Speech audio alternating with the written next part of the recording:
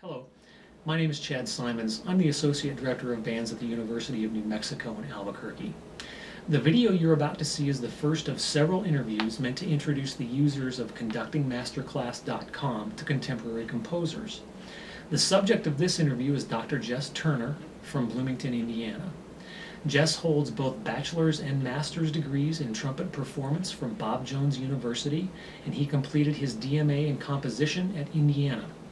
Upon conclusion of my conversation with Jess, you will see a suggested list of his compositions for winds and percussion, as well as contact and ordering information for those works. Thank you for watching. I hope you enjoy our conversation with this very warm and talented young composer.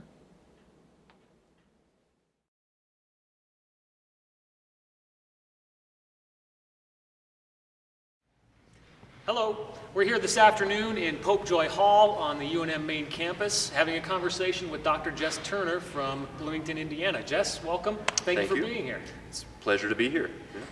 So tonight you are going to premiere a new piece here in Popejoy with the UNM Wind Symphony called Deep Calls to Deep. It's a big piece for brass quintet and wind ensemble, a lot of big forces.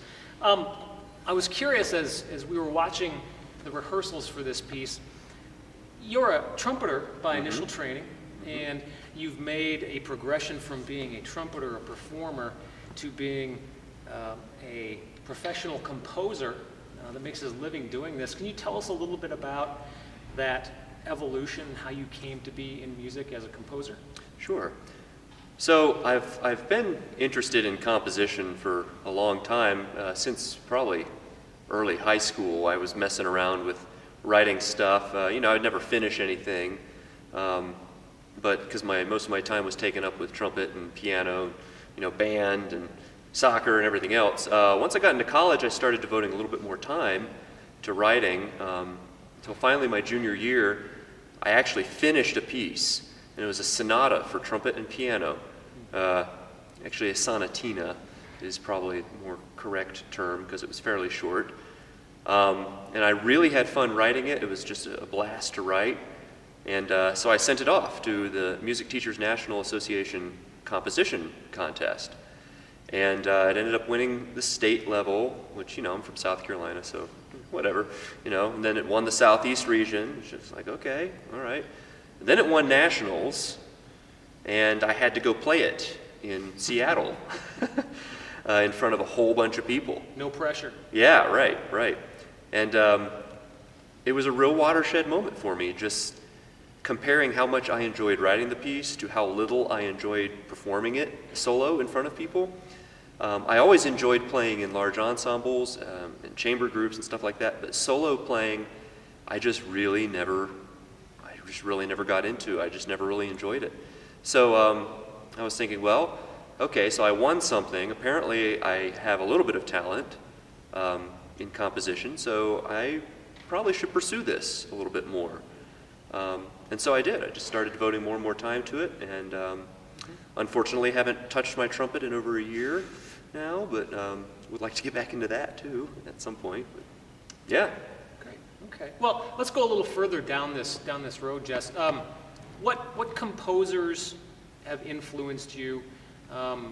What do you listen to? What are the things that you draw inspiration from as you're beginning a piece or a new composition? So composers, as far as composers go, Maurice Ravel is probably my all-time favorite.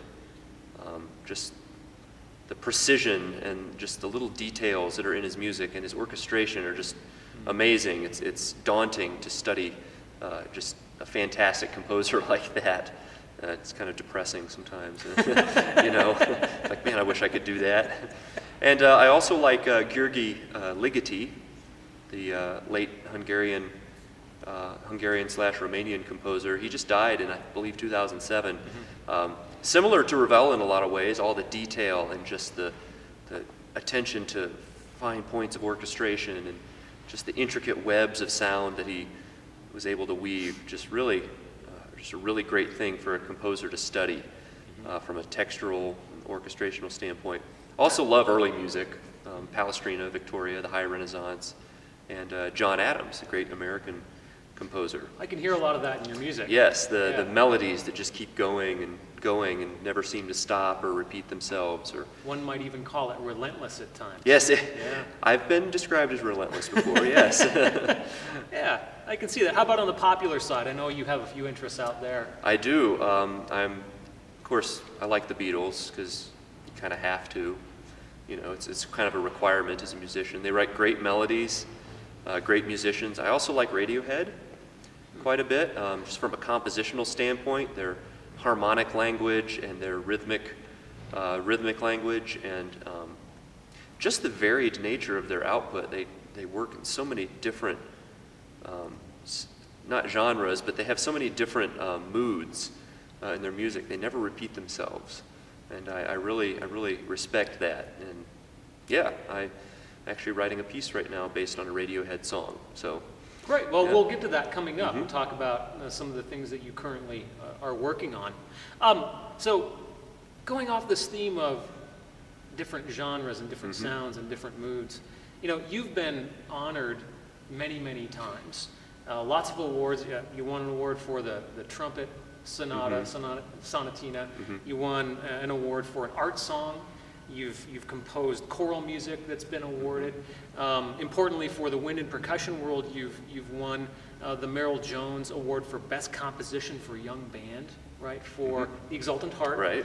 And notably, you've won the Walter Beeler Memorial Award for a piece called Rumpelstiltskin, right? What I'm curious about is those works are, that's the spectrum of both genre and difficulty. Can you tell me, is there a difference between how you approach, say, a very technically demanding professional level work, such as Deep Calls to Deep or Rumpelstiltskin, and the other end, like the Exultant Heart or Bach fanfares? Is there a difference in approach to those two types of work, those two ends of the spectrum? I wouldn't say that there's necessarily a difference in my approach. I take a piece for, beginning or intermediate ensemble just as seriously as I do for an advanced ensemble. There's enough mediocre music out there already for beginning and intermediate ensembles, and I don't really want to add to that. But there are, of course, range considerations, rhythmic considerations, all kinds of these constraining factors that you have when writing an easier piece of music. I say easy. There's not really any such thing as easy music. It's true. It's all in the eye of the beholder. It is. But in fact, the pieces for younger ensembles are much more difficult in some ways to write, just because you have to be aware and taking into account all of these constraining factors while still maintaining a high level of artistry and compositional integrity at the same time. The efficiency of the materials becomes yes. a big deal. Yes, and also including a lot of programmatic elements in the music helps a younger ensemble and the audience too, because you have to take the audience into consideration at a younger ensemble's concert. It's going to be mostly parents and people who may not be as familiar with the great masters or where classical or contemporary music is today. You have to take that into consideration too and make something that appeals but also challenges. Yeah, sort of writing an aesthetic at varying levels and recognizing that as well. Right. Yeah, sure. Well, I'll tell you what, if you were going to choose a couple of works in your output, and let's say if you're going to choose a couple of works in your entire output to introduce yourselves to high school band directors that may not be familiar with your work yet, what works would you choose and why? So let's see. At the most, like an intermediate level, I would probably choose Bach fanfares, just because that's, I think, a really tightly composed piece. It's a nice length. It's easily programmable. Right. And, Can you tell us a little bit about it? I know that one has that one has Yeah. an extra musical reference. Yeah, sure. So the Bach Fortress, it was written for the International School of Luxembourg's wind ensemble, and they asked me to write this piece, and they wanted it to be something about Luxembourg. So I was reading up about Luxembourg, and nothing really has happened in Luxembourg. I mean, it's been a pretty peaceful place. Right. But there is this Roman citadel that sits above the capital city, Luxembourg City, overlooks the city, called the Bach Fortress, B-O-C-K, like the beer. And yeah, so I decided to write a piece kind of depicting this thing as it has stood through the ages and the city around it has changed. You know, and so it starts out kind of a brutal, like, kind of Roman Empire, you know, sounding, you know, maybe a tune like you'd hear in Gladiator or something, you know, in the movie. And then it moves kind of through history. There's some high Renaissance type references, and then by the end, it kind of brings us into modern times, a little bit of, yeah, a little bit of bitonal elements and stuff like that. So Right, but very manageable. It's a grade 3. grade 3, 3.5, yeah. And a great way to introduce a high school or intermediate band to your music. Do you have Yeah. any other favorites that you'd like to throw out? Yes, so I wrote a piece for a high school in Connecticut last year called You'll Come Matilda, Endlessly Waltzing. And it's kind of a quote-unquote honest setting of Waltzing Matilda. So, you know, a lot of folk song settings are just, you know, pretty settings of you know, nice tunes. Right. Without taking the actual subject matter into account. I really admire Percy Granger's, you know, like Lincolnshire Posy, because he actually took the words and like made Right. the music sound like the words. So I was And trying. like the individual singing Absolutely. it. Right, absolutely. So I was trying to do this with Waltzing Matilda, and it's really dark and twisty because the lyrics are about kind of a real tragic event, you know, and a period of Australia's history that's real dark, you know, and yeah, so it goes some pretty interesting places, and it's Some programmatic references, Yes. music that's approachable, but programmatic references that everyone will find very interesting. and it's about a grade 4, Yeah. so not a super difficult piece. That's fantastic. You know, on the higher end, I wonder if you tell us just a little bit about Rumpelstiltskin. Sure. While we've got you here. So I kind of approached Rumpelstiltskin in the same way as the Waltzing Matilda piece.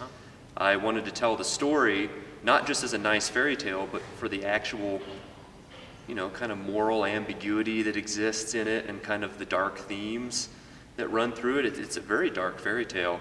There's no good guy, really. I mean, everybody's got some fatal flaw in the story. And so, yeah, I went out, I set out to write this piece, and it turned into this like 17-minute long, like, journey from, you know, spinning straw into gold all the way through where Rumpelstiltskin just tears himself apart in his anger at the end. And That one's very mature. That's a grade 6, both in, Yes. in technical difficulty and musical difficulty, Yes. but also content. yes, That's yeah. serious business. It's a difficult piece on every level. Great, great.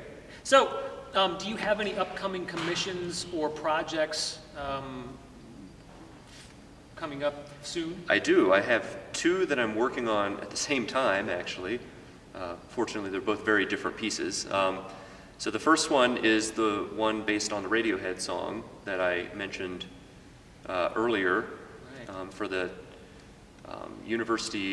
Texas A&M Kingsville Wind Ensemble and a consortium of advanced high school wind ensembles in Texas.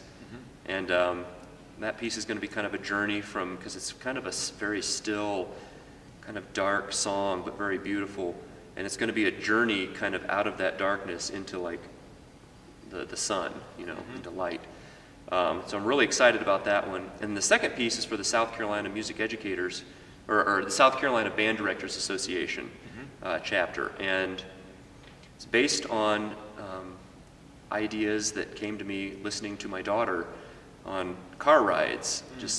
She likes to kind of riff and make up just weird, nonsensical things in the back seat, and make up these little songs. And She has a gift for titles. You were telling me. yes, about she this a little does. She earlier. does. Yeah. And this piece, she started repeating this phrase, "Dance, dance, Beetle pants," over and over, and it just got stuck in my head.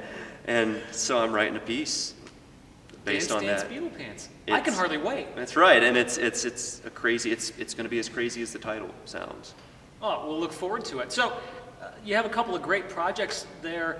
If someone watching this video wanted to be a part of a commissioning process, or let's say they wanted to have you come and work with their group for a few days on some of your music, how do you arrange that? Is there a process, or is there a way that they can contact you to be involved? Well, first of all, I really just love doing stuff like that. These little residencies, especially in high schools, even in middle schools.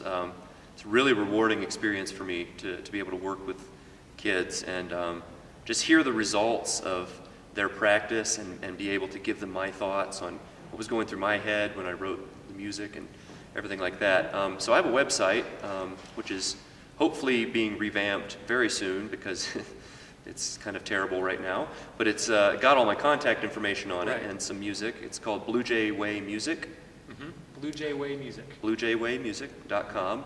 And there's a page, a contact page with a form. You can email me, and I will email right back. Great. So available to go out and give clinics, work Absolutely. on new compositions. Yes, absolutely.